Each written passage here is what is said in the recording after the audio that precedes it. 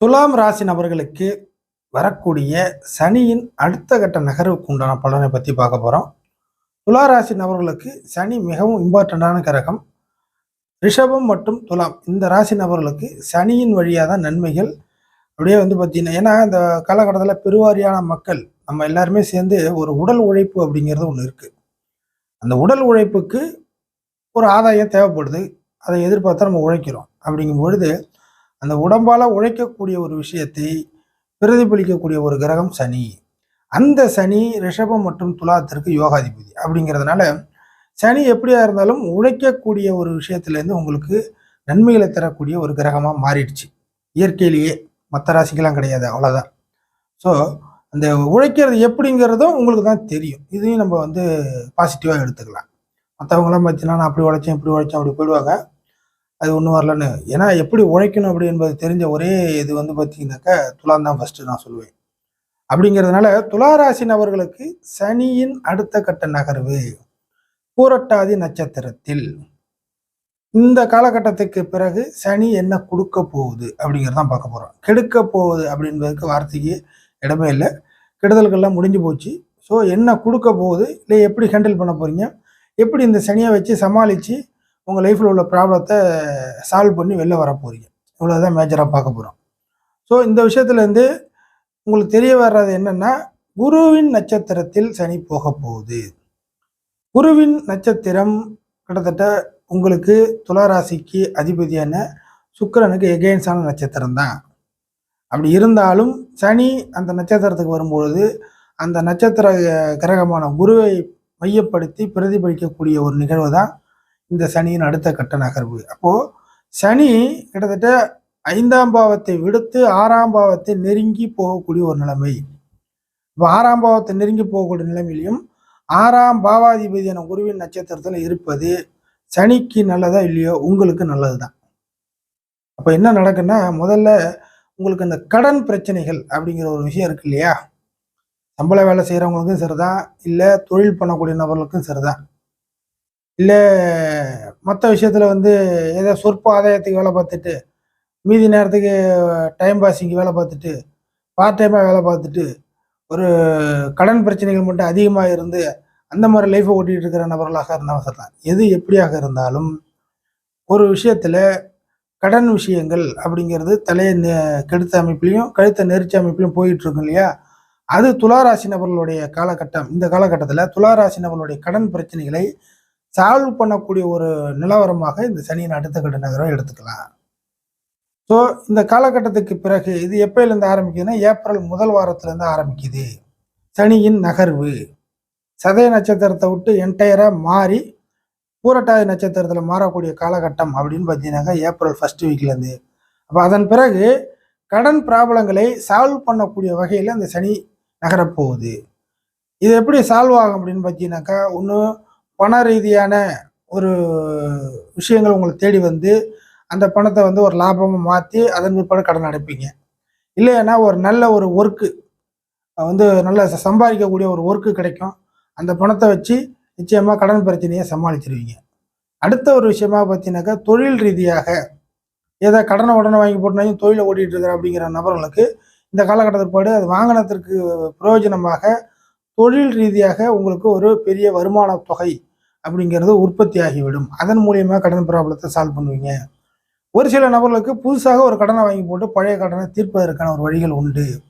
சில நபர்கள் வேலையை மையப்படுத்தி நம்ம ஊரில் சம்பளம் கம்மியாக இருக்குது, நான் வேலை பார்த்துட்டு இருக்கிறதுல ஒன்றும் அந்தளவுக்கு சம்பளம் ஒன்றும் சொல்லிக்கிற மாதிரி இல்லை, எது சாப்பாடு அன்றாட பழப்பு ஓடுது, ஒரு நல்ல வருமானம் வேணும், நான் வெளியில் தான் போகணும், வெளியூர் போகணும், வெளிநாடு போகணும் இப்படின்னு ஒரு விருப்பம் இருக்கக்கூடிய நபர்களுக்கும், அதே சமயம் ஜாதக ரீதியாக வெளிநாடு போகக்கூடிய அமைப்பு இருக்கிறவங்களுக்கும் இந்த காலகட்டத்தில் நிச்சயமாக கடல் தாண்டி போய் அங்கே நல்லா சம்பாத்தியம் பெற்று இந்த வரக்கூடிய ஒரு வருஷத்துக்குள்ளே நீங்கள் ஒரு ஐடியா பண்ணீங்களே, அங்கேருந்து ஒரு வருமானத்தை கூட நீங்கள் உங்களுக்கான அந்த வருமான குறைவை நிவர்த்தி பண்ணி கடன் பிரச்சனையை சமாளிச்சிருவீங்க. இப்படிங்கிற பாசிபிலிட்டிலாம் இந்த சனியின் அடுத்த கட்ட நகர்வு உங்களுக்கு தரப்போகிறது.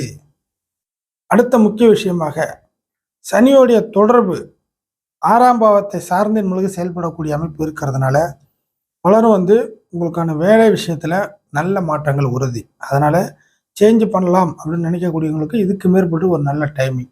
அதே சமயம் எனக்கு வந்து ஒர்க்கில் இது வரைக்கும் சரியான முறையில் நான் வந்து திருப்திப்படலை, ஒர்க்கில் இன்னும் கால் ஊன்ற முடியவில்லை அப்படின்னு இப்போ ஒரு புலம்பல் இருந்தால் கூட அந்த புலம்பல்கள்லாம் நிவர்த்தி செய்யப்படும்.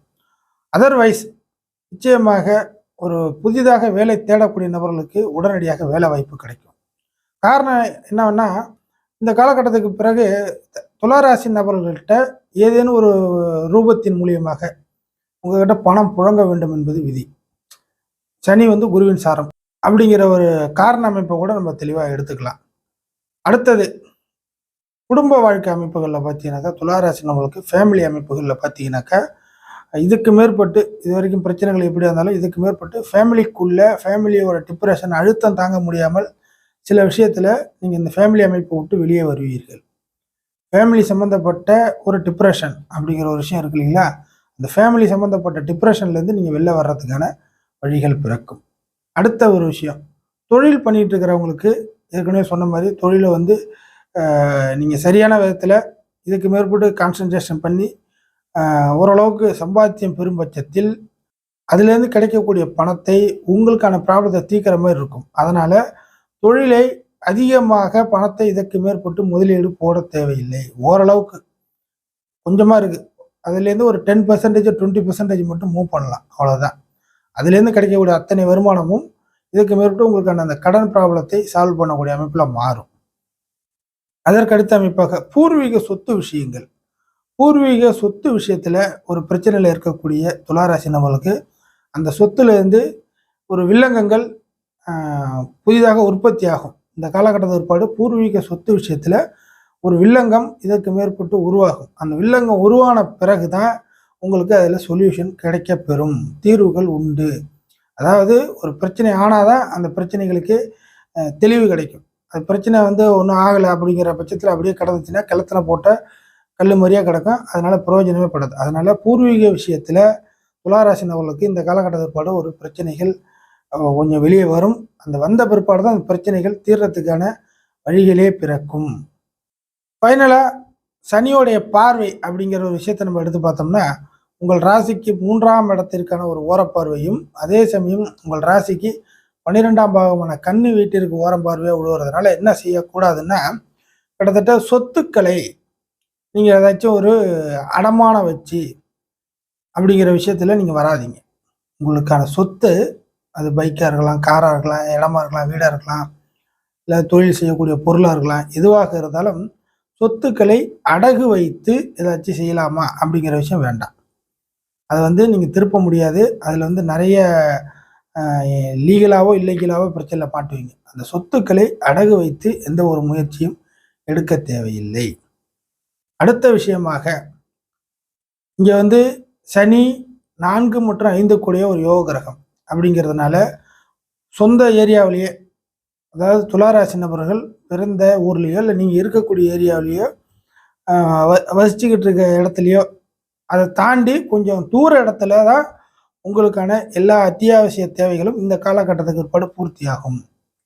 உங்களுக்கான லைஃப் அமைப்புகள், உங்களுக்கான டெய்லி ரொட்டேஷன் சர்வைவல் அப்படிலாம் பார்த்தீங்கன்னாக்கா, நீங்கள் இப்போ இருக்கிற ஏரியாவில் இருந்து சற்று தூர இடம் தொலைவில் தான், கொஞ்சம் தூரமாக எல்லா விஷயங்களும் உங்களுக்கு ஓரளவுக்கு பரவாயில்ல, அங்கே இருந்ததை விட இங்கே பெட்டராக இருக்கேன் அப்படிங்கிற ஒரு சூழ்நிலை கொஞ்சம் தூர இடத்தை சார்ந்து தான் உங்களுக்கு சரியான முறையில் அமையும்.